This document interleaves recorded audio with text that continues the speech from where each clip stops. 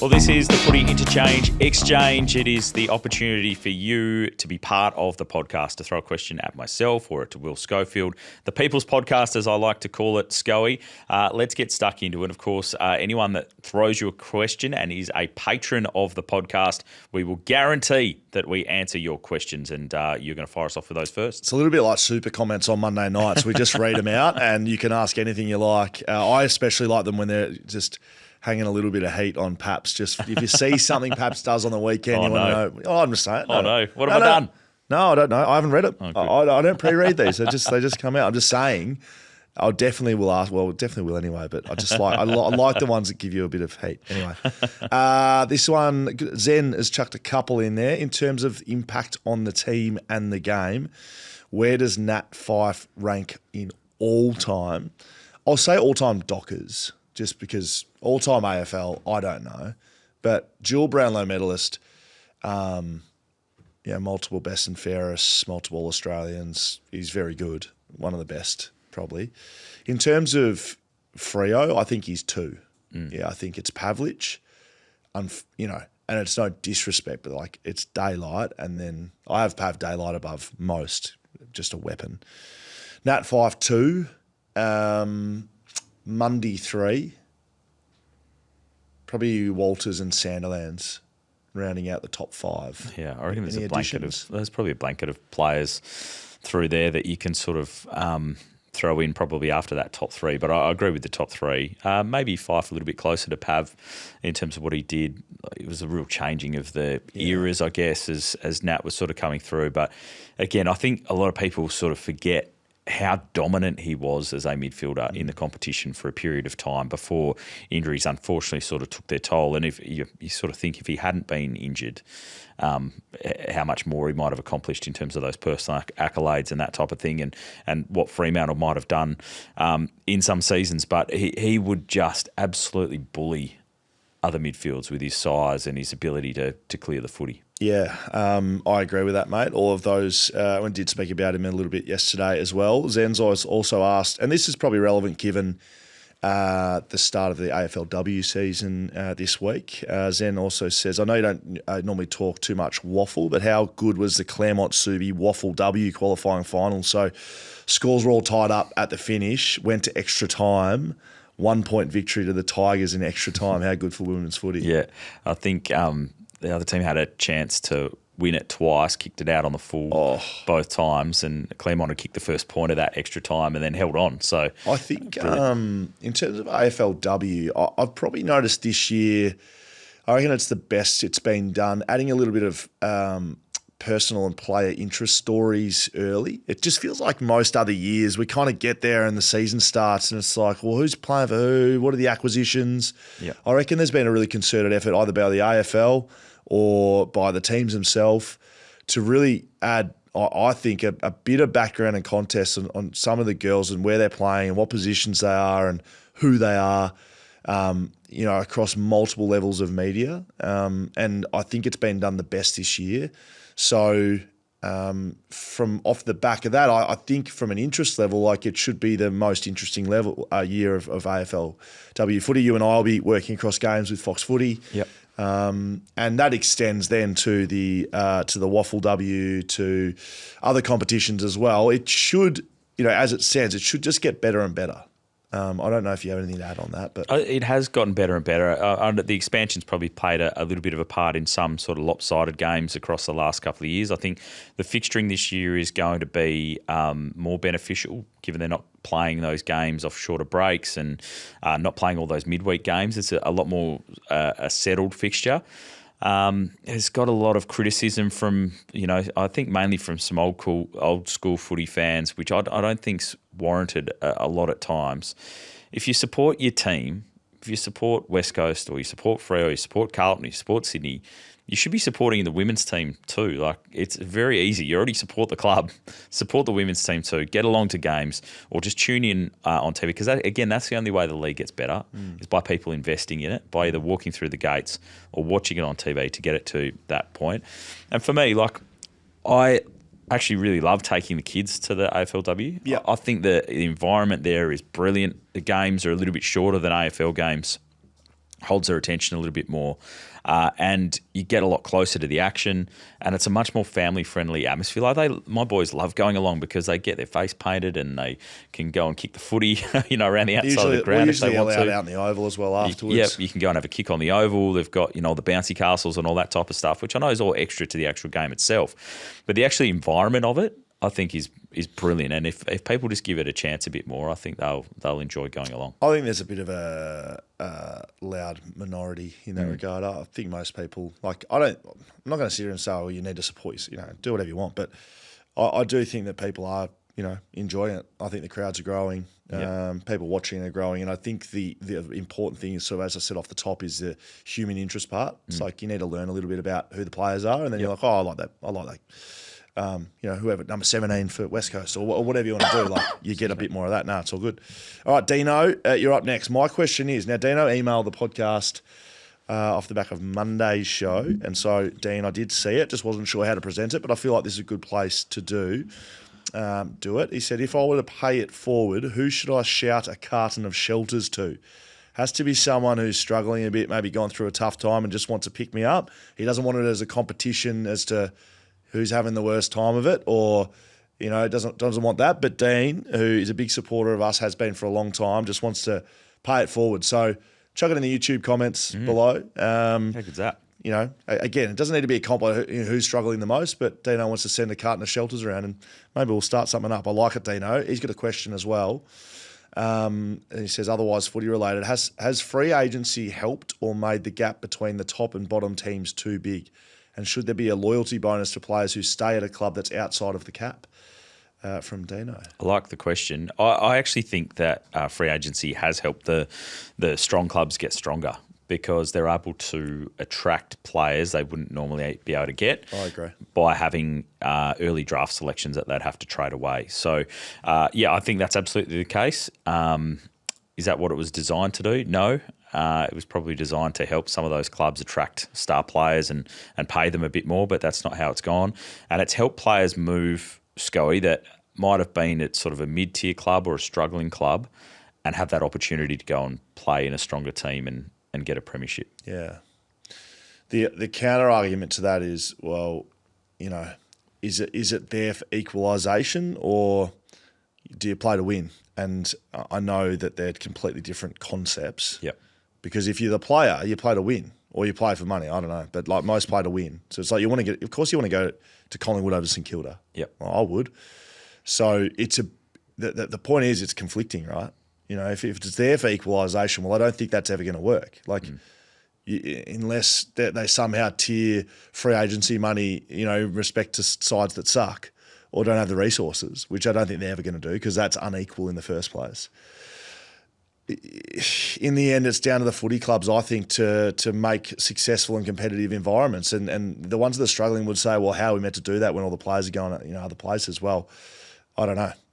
I don't have a solution for that. But in the end, that is what it's creating. And so there's a lot of chat over here in the West about West Coast and the environment that they've created. And, would you come here if you're whoever, is it an enticing place to come to versus Fremantle? Probably not right now, but I would argue that in years gone by, then it's been the reverse. Fremantle had their struggles, and it does go in cycles. It just feels like there's a couple of clubs stuck in cycles. St Kilda's one of those. North Melbourne's one of those. Essendon's been able to acquire people because they're a big footy club. Yeah. But their success has been in a cycle. I think, Darcy Cameron's an example of that, isn't it? Yep. Of sticking with a club for less money rather than going to one where you'd get paid a little bit more, but you're still a chance in that environment to have success over the next couple of years. Jason's got a question. Where do you rate Gold Coast potential for the rest of the season? I have them finishing third on my ladder predictor with a first final against Geelong, likely played at GMHBA Stadium. Big moment for the club with their first foray into finals. I've enjoyed watching them play this season as a neutral observer. Perhaps where do you have the Gold Coast Suns? Just getting my ladder predictor up. I have been impressed with them. I think, they're a big chance of finishing top four. The game against the Giants is going to make a big say on that. I think they play finals for sure, but I'm also a bit of a believer in if you've been a young team coming through and you haven't got a lot of finals experience in your team, that you kind of need to be about the mark for a year or two, getting that finals experience before you can have a proper tilt at the flag. You don't see too many teams absolutely come from outside the 8 from nowhere and then win a premiership. You generally have to be contending, I reckon, for a couple of years in around there, getting some finals experience, how to play in the big games, which is why I think it's going to be really interesting this year because you've got Gold Coast jumping in, you've got Adelaide jumping in, Freo who played, 3 years ago now, but don't have a lot of finals experience in their team. So teams like that jumping into the final series, whether that is going to be a factor or whether it's the sides that have been there over the last couple of years that might just have that slight advantage come September. I have Gold Coast on third on percentage as well. And so my top 4 is Adelaide, Geelong, Gold Coast, Freo. Yep. Collingwood, Brisbane, Hawthorn, GWS, Bulldogs missing. So you've got Freo winning their last 2 games. Yes, then. I do, Yep, and beating that Freo Bulldogs game is going to have a big say. Yep. On top 4 and finals. Yeah, so if that flipped, let's just flip it just for a bit of fun. How many times have you done the ladder A predictor? lot. Yeah, a lot. Sorry. Freo, They dropped to 5th or 6th? they go to 5th, Bulldogs to 7th, Yep, GWS to and 9th. the Giants miss. Yep. GWS will be cheering on Freo. And that Essendon Gold Coast game in the last round will have an impact Yep. on the top 4. Yes, it will, and that'll be a disgrace because Essendon will get rolled by a long bit. If Freo, this is from Brendan, if Freo makes the grand final with a full squad available, is Fife in the first team or sub? Would you pick him expecting that he reaches the required impact level in his game, or are there others who will be picked first? Sometimes the Guns can really lift and lay it all on the line in their last game. Just look at JK in his last, but maybe the fine line difference in a grand final trumps that risk and the romance of getting him the chance of a premiership medal. I think off the back of our chat with Eliza on Tuesday that I would have him as sub. I would, it's probably a bit dependent on Hayden Young, and there's going to be some chat around where that lies too, and his injuries and body. But if it gets all the way to the grand final, you'd think he's fully fit and playing a full game, and that means an unlucky miss to Neil Erasmus and Matt Johnson. Played very well on the weekend. Yeah, I know. I liked him a lot. His best game. Or a Dudley who was subbed out and they don't play. You play an extra mid. I think there's a fair bit to play out with their season going on, Paps. And the last one is from Tom on Patreon. Is the CEO something Pav has been wanting to do for a while? And do you know if he had to do any study to be eligible? We spoke to Pav behind the scenes at Fox Footy, just asked him a few questions on the weekend, didn't we? Yeah, I think everyone in the media centre was asking him all those questions. I stopped asking him because I was like, I feel like he's bloody... Pav's done a lot of study through his career. Yeah, he's got a degree. He's got an MBA. He's also been leading businesses for the last sort of probably 5 or 6 years. So I think there's practical knowledge as well. But I do think Sydney in particular, I mean, Tom Harley was almost exactly the same sort of hire. So I don't know who they are, but I think Sydney would have a very strong COO. They would have a very good executive team that would be set up to support someone like Tom Harley or like Matthew Pavlich. I think it makes sense that they've hired like for like. I mean, people are saying, Pavlich has only played AFL. Well, he hasn't, for one. And two, it's a very similar hire to Tom Harley. So you got to look at that context as well. It would be different at other football clubs that run it differently, but I think that's the reason and where we would sit from a Sydney point of view. I think he's always had ambitions to move into that type of role. I think the timing's maybe pushed up a little quicker than what he was possibly expecting, and it's all moved pretty quickly in the last couple of weeks. But a great appointment, really good person, great leadership skills, and I think he'll do a great job when he gets over there. A second part to that question, which came through from Peter on X, says, was it weird knowing you were commentating with someone who is going to be the CEO of the Swans a little bit later? Well, I bloody got shifted off. We had like the first segment on the show, and I'd basically prepared a 7-minute monologue just roasting him. And Duggo was late getting organised. I had to go and do an interview, and so I bloody missed it. And so I'd even brought it up once, but West Coast play Sydney in the last round of the year, and you can bet your bottom dollar I'm gonna just make him. I'm gonna send him right off. Don't worry. So make sure you're tuning into Fox Footy. If Jason Dunstall's nickname is Chief, otherwise we'd start calling Pav. Just I've got a bit better than you got that. Something I else reckon. ready Yeah, I'm to gonna go? cook something right up for him. Comments from the imagine executive. how awkward he's gonna be. Like, do you know what I Just mean? asking about Chad Warner's contract. Yeah, or like Sydney player does something like, pause. Like, what do you think of that, Pav? Tell us about it. We'll have a bit of fun with it. Yeah, well, truly, all tongue in cheek, of course, and I think you'll enjoy it as well. Next question. Peter had 2 parts to that question. Said a few through actually this week, which is brilliant. Says, what's your view on experienced and sometimes premiership-winning coaches with lots of dollars and media opportunities saying no to vacant coaching jobs? It's a great question. Yeah, I think I think this is to do with the soft cap a little bit. Yep. Money and opportunities and pressure. So there's more money and opportunities for coaches like that in leadership and business consulting than there would be getting back into the game. And you have to have the proper love of the game to get back into it because you know how brutally hard it is. And it's, the media scrutiny and the added, everyone able to have an opinion on what's going on. Like I say that being an AFL coach is one of the high pressure jobs in the country. Prime Minister, they're public facing jobs. There'd be some big, ASX listed companies that CEOs wouldn't get nearly as much, I guess, like talk about them publicly. Not at all. So, yeah, I think you just have to be in the exact right headspace, and then you add the soft cap reductions, and I know that's coming back to probably where they were, but yeah, the money opportunities, that's why they're staying out probably. Yeah. Are you talking more about like assistant coaching jobs and that there? I think maybe this one means a little bit more about getting back in the game, about being a head coach too. I reckon sometimes with the race for a head No, I'm talking about head coaches. Yeah, and the question says with lots of dollars and media opportunities outside of it. Yeah. The head coaches in the soft cap too. Yeah. They'll still get paid well, obviously, going back in to do it. Yeah.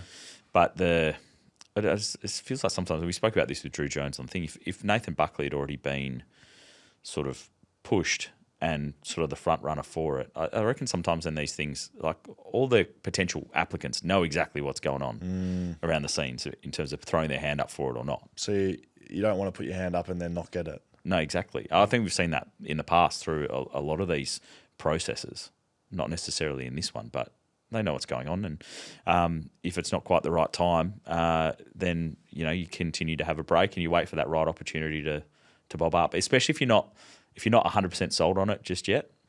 I think then it's a very easy decision for them to say, I'll wait a little bit longer. Well, I would just say to that though, like, how long can you wait?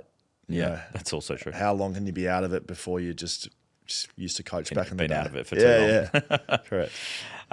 Ian on X says, and I like the fact he's included me in this because there's no point. He says, does Will or Paps have any advice for Fife on the best way to keep his body in pristine condition after his footy career ends and his media duties begins? No. You come to the wrong people, Ian. Oh, mate, I don't know. I think everyone's different. Me personally, I've just found it mentally difficult to keep exercising. I have to really have something on the end of it. Like I like doing the Roto swim and the so like you're training for a specific purpose. Like I really, really mentally struggle to just go for a run.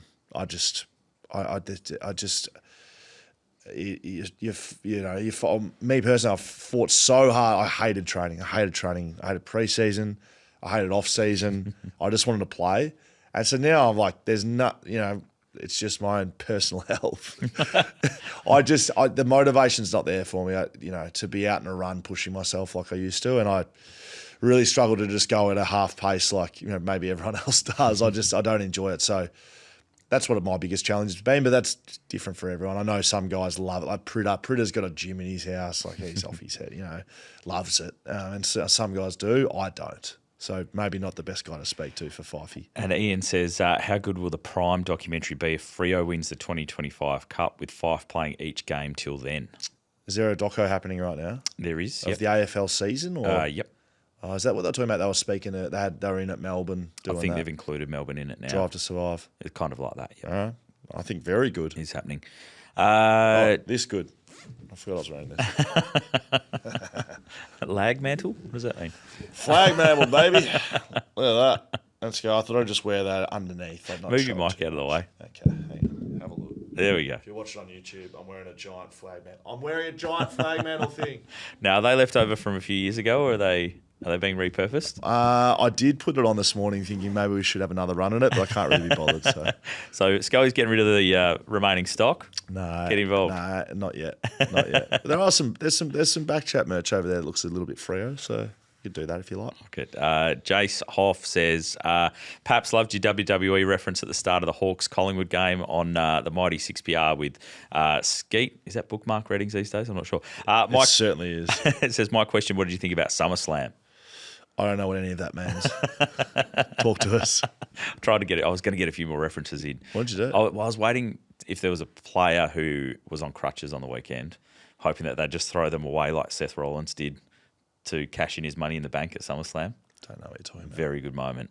Screwed over CM Exciting, Punk. was it? It was very good. And Brock Lesnar coming back, I'm not quite so sure. Brock's back, about. is he? He's back, yeah. You know, roided up, do you reckon? Looks very steroidy at times, Brock Lesnar. Allegedly. I think it's more of a few of the other issues with lawsuits and things going on that are concerning a few fans. But I thought SummerSlam was good. It was in New York area, New Jersey. Nice. 2 nights, massive sellout. When are you off to your yearly trip for the Would have WWE? loved to be over there. When are you off again? No, I got to work on that. It's coming to Perth. You excited about that? No, I'm not. When is it? My brother's getting married Oh, on my. the same day. I'll just tell him to wrap it. Crown jewel over here. Hang on. When was wasn't his Bucks party on a weird date too? It was, What's yes. he doing? What's some operations your brother running? I don't know. He doesn't care about you, obviously. Not at all. Not at all. So, just why got was a he not thinking about suggestion. me when he organised his wedding? I know you guys are locked in your venue, but I was thinking Optus Stadium would be good. Could we move? It's at RAC Arena. Could we? I was thinking move RAC it to a box at RAC Arena. That would be good. Get your wet out in the middle of the cage. We'll do it. I could get that organised, I reckon. But no, I won't be there, unfortunately, which is Never very, will I. Never will I. very disappointing. Won't be there. Maybe try and get some tickets to Raw the next day. I don't know. But yes, SummerSlam was good. Schoey, I'll get you to a WrestleMania one day. RBFP says, we were talking about the grand final and potentially Jeremy Cameron kicking 100 goals. Yes. He says, the idea of hundreds of thousands of people running on the ground can't be risked in the world we live in, but doesn't think it will be an issue because he's not going to get to 100 because the Cats won't make the grand final. So don't worry about it. Well, that might be true, but I have put it in as an absolute lock that he kicks 100 goals, if you include finals. Yep. There's no way he doesn't. How many is he going to kick? 21. He's got to go about 3 to 4 Is goals that a game 79? from here. Yep. 79? So he's Yep. got 21 goals. Or am I making that up? Is that wrong? Yeah. Is that right? Yeah, he's at 79. I feel like he's on more, maybe. He didn't quite hit 80 on the weekend. Right. Yep. So I think he definitely kicks it. And it doesn't matter what world we live in, you're not stopping anyone. If he kicks 100, the ground is getting stormed, unless you have the Indian-style barbed wire fence at the on the. People are storming the ground. I can guarantee it. What do you think they're not going on because they're told not to? I spoke about this a bit last They'll week. be going it's on. Like, I think if at least 50 people run onto the ground, like Mate, 50 go at the people same- are going on. then there's the avalanche of everyone. Everyone's going. But if 10 people go, it won't Mate, happen. more than 10 are going. They're going. If he think kicks so. 100, they're going. I think so. And I think it'll be amazing. Yeah, I think same. it'll be brilliant. Last question comes through from Adam from Bustleton. Is this you? Says, might be. When are we locking Schoey in a box outside Optus Stadium? Oh, goodness. Far out. So you're going to take a leaf out of Dan Gorringe's Just book? like Dan, for the right amount of money, I'm happy to be in a box out the front because Dan's not doing it for free. I can guarantee you that. He was not locked in there for free. I'm very happy. You want to come up with a concept? If you're a brand, you're a business, and you want to do something to me, just put your price on it, and mate, everyone's got a price for everything. Mate, you could get Paps in a box. I guarantee you. I guarantee you, there's a price that you would. Probably price. It's probably not much. It's Either. a little bit higher than yours, maybe, but I don't reckon. You'd be happy with that. You do your preparation. Yeah, just actually, put a TV that'd in work. there. Yeah. Be all right. Just No a kids. couple of days. Actually, I'll do it. Hayscape. Wouldn't be that much. Yeah, but let's put a hayscape cabin outside Perhaps, Optus Stadium. and perhaps we'll be in there last round of the year. Go into Makona silence. Watching If footy. anyone's associated with a brand and you want to come up with a concept that's going to get eyeballs, I'll do it. No worries. Anything. I'll do anything. for a fee. Yeah, clip that up. Let's go on to social. Oh, seriously. Will Schofield. I will do Dan anything. Gorringe does nothing for free. I like it. Brilliant stuff, Schoey. Always a good laugh. People keep the questions coming through. We'll do it again next week. Good job, mate. I'm actually pretty hungry, so I'm going to go get something to eat, if that's okay. All right, I'll let you out of here. He's going straight outside. We're going to lock him in a box and not let him have lunch. This has been the Footy Interchange Exchange.